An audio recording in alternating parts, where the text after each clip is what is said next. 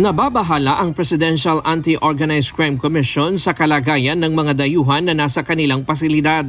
Nitong nakaraang 2 linggo, nasawi ang isang Burmese dahil sa sakit na AIDS o Acquired Immunodeficiency Syndrome. Bago dito, isang Chinese national ang unang nasawi sa kaparehong sakit. Naipagbigay alam na din ito sa kanilang embahada at kanilang mga kaanak.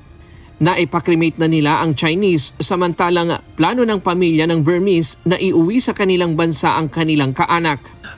Ngayon, nandiyan na yung pamilya. Actually, kami rin yung sumagot dun sa ginagastos ng pamilya going here. Para naman makapiling nila kahit na ganyan yung nangyari, yung kanilang mahal sa buhay. Bukod dito, may 2 pang dayuhan ang may kaparehas na sakit. Sabi ng PAOK, in-isolate na nila ito at nakipag-ugnayan na sa ospital.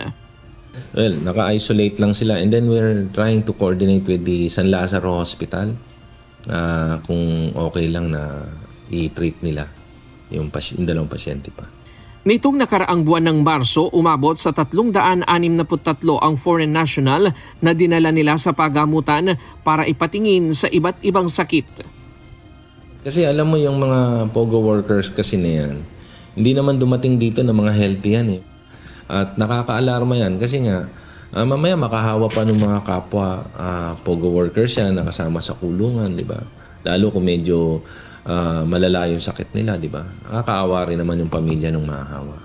Nasa 500 hanggang 600 lamang ang kapasidad ng kanilang pasilidad.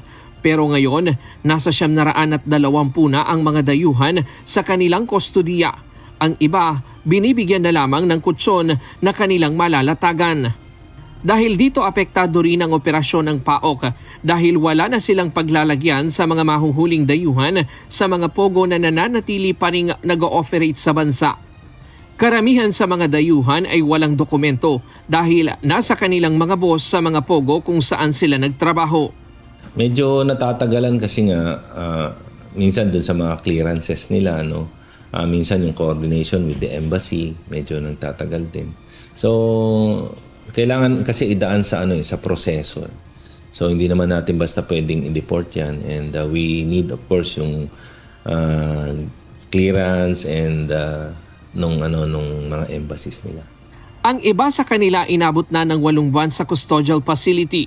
Hindi pa rin na ipapabalik sa kanilang mga bansa. Ngunit mayroon ding galing pa sa Pogo sa Porac at Bamban na mahigit ng 1 taon. Karamihan naman dito ay mga complainant, witness at mga akusado. Ryan Lacanlale, UNTV News and Rescue. Diyos ang aming sandigan, serbisyo publiko ang aming pinahahalagahan.